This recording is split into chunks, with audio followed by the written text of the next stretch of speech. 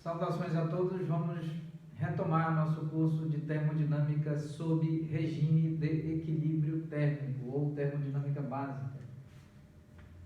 Pois bem, vamos dar continuidade à análise que nós estávamos fazendo durante a última aula sobre a capacidade térmica molar sob pressão constante e a capacidade térmica molar sob volume constante. Capacidade térmica molar está associada à capacidade térmica para 1 mol, referente a 1 mol de uma substância, então, que compõe um determinado material, uma determinada estrutura termodinâmica, ou mesmo um fluido termodinâmico. Então, vamos agora analisar, após a apresentação das ilustrações dos processos termodinâmicos, aqui exatamente as ilustrações do que resumidas, mais simplistas do que ocorre em nível laboratorial, experimental. É óbvio que no âmbito laboratorial, experimental, estes procedimentos são realmente bastante complexos e nada triviais. Mas, de todo modo, nós temos uma ilustração pictórica destes processos aqui. Muito bem, então nós temos a primeira lei da termodinâmica,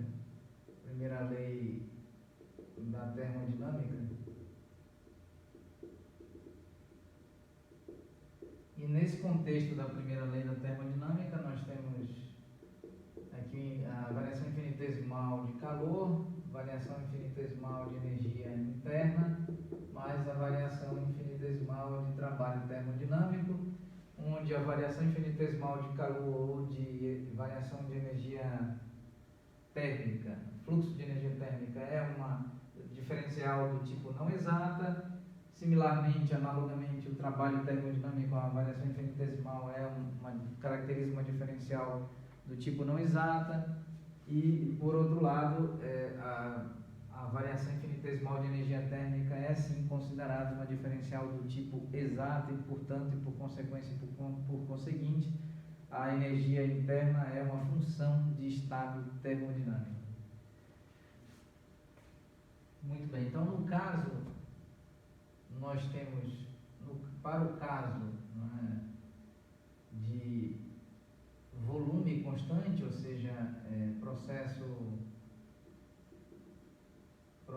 termodinâmico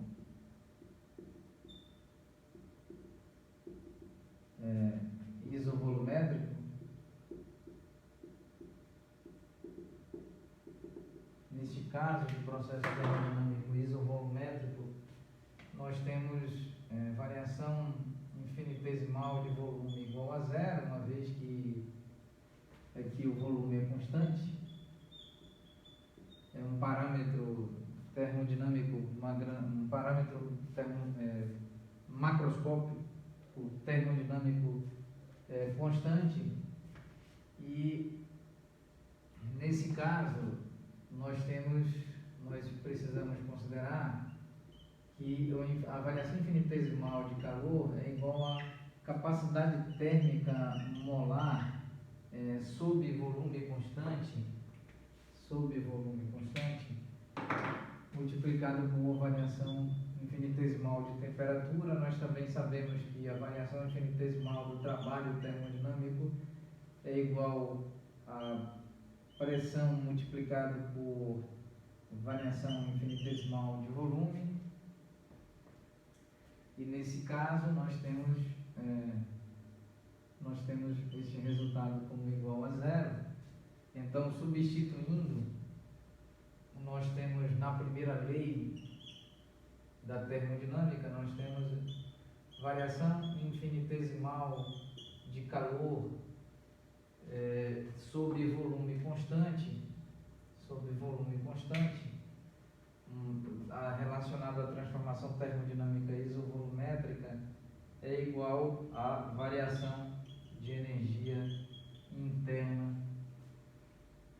E assim nós podemos escrever, nesse caso, que a capacidade térmica molar sob volume constante multiplicado pelo infinitésimo, variação infinitesimal de temperatura é igual à variação infinitesimal da energia interna.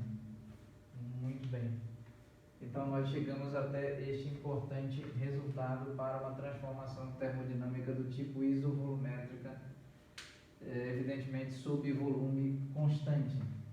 Então agora vamos analisar o outro caso, que é uma transformação termodinâmica do tipo isobárica. Então, neste caso,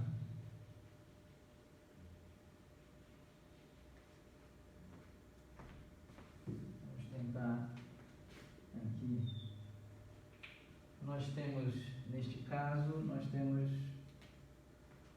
Vamos considerar um processo termodinâmico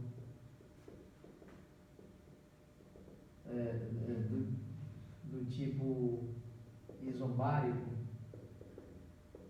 e, portanto, sob pressão constante. Então, nós temos aqui o infinitésimo, variação infinitesimal de pressão igual a zero. E agora nós vamos fazer a seguinte análise, né? Nós temos a primeira lei da termodinâmica e aqui nós temos o infinitésimo, a variação infinitesimal de calor igual à capacidade térmica molar sob pressão constante. E sob pressão constante multiplicado pela variação infinitesimal de temperatura. Também devemos considerar a variação infinitesimal de trabalho termodinâmico, pressão multiplicada pela variação infinitesimal de volume. E agora vamos aplicar aqui, vamos escrever a primeira lei da termodinâmica.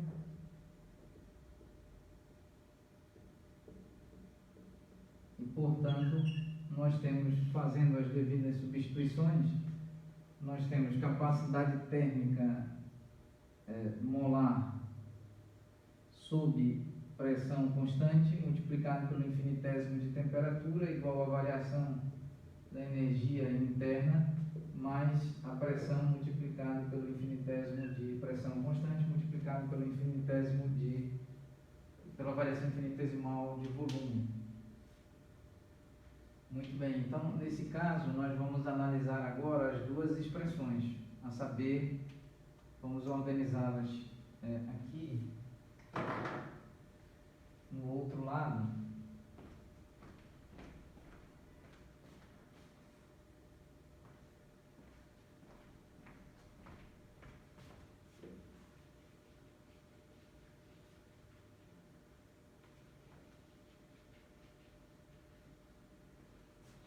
Então, reorganizando os resultados, nós temos variação da energia interna, aqui escrito como capacidade térmica molar sobre volume constante, multiplicado pelo infinitésimo de temperatura, e variação de energia interna igual a capacidade, aqui fazendo uso desta expressão, igual a capacidade térmica molar sob pressão constante multiplicado pelo infinitésimo de temperatura menos a pressão multiplicada pelo infinitésimo de volume.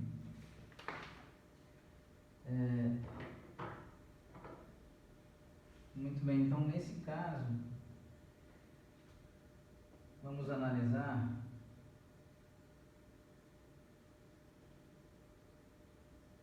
nós sabemos que para um gás ideal, para um gás do tipo ideal, nós sabemos que a energia interna apresenta dependência funcional única e exclusivamente na variável termodinâmica macroscópica da temperatura. Muito bem, então, e nesse caso do gás ideal nós temos a expressão pressão multiplicado por volume igual a nRT,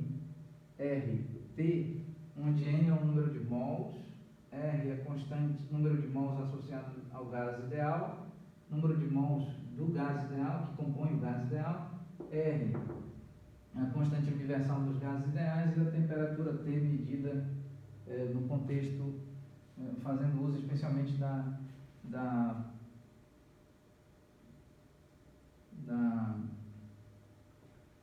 escala termométrica melhor utilizada para trabalhos científicos, que é a escala termométrica absoluta, ou seja, o que nós conhecemos como escala Kelvin, escala cuja temperatura é sempre maior do que zero, nunca admitindo valores negativos. Muito bem, então essa é a equação que descreve os gases ideais, pressão multiplicada por volume igual ao número de mols, R multiplicado por T. Se nós considerarmos aqui,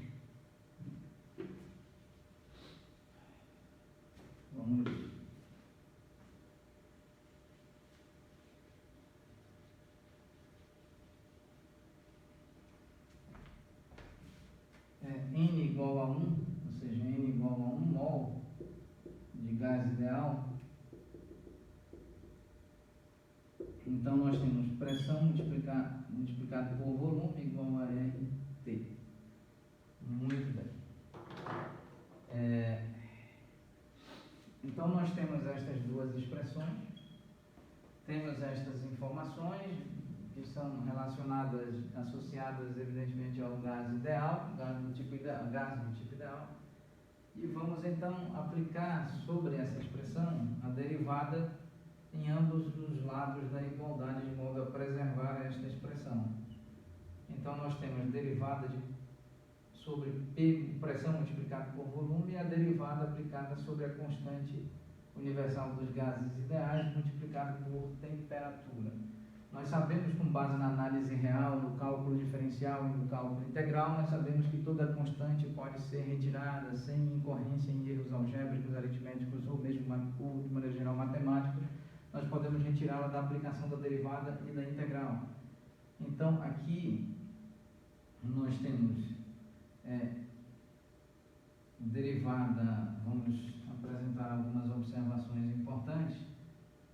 A derivada em relação à variável x de uma constante k multiplicada por f de x é igual à derivada de k em relação a x multiplicado por f de x mais k multiplicado pela derivada de f de x em relação a x.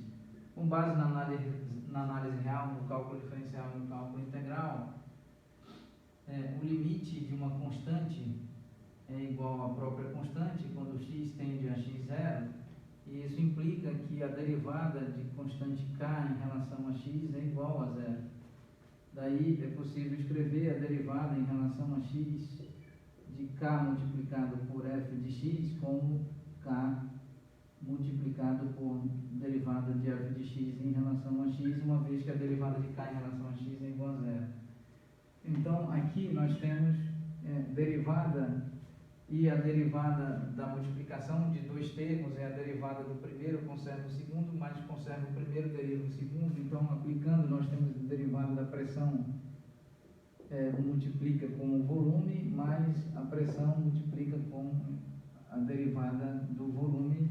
Isso é igual, aqui a derivada de R multiplica com a temperatura, mais R multiplica com a derivada da temperatura. Essa derivada é igual a zero, uma vez que R é a constante universal dos gases, derivada de constante é igual a zero, conforme a análise real, cálculo diferencial integral. Então nós temos volume multiplicado pelo infinitésimo de pressão, mais pressão multiplicada pelo infinitésimo de volume, igual a R multiplicado pelo infinitésimo de temperatura. Muito bem.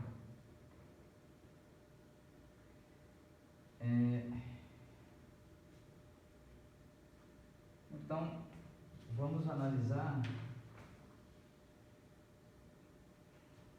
como nós vamos escrever esta expressão.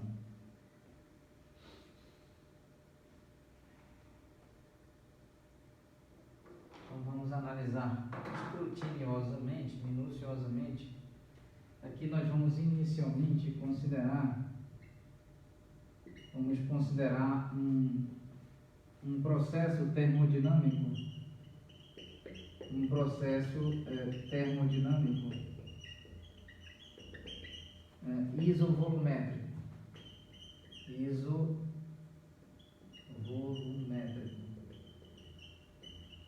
isovolumétrico.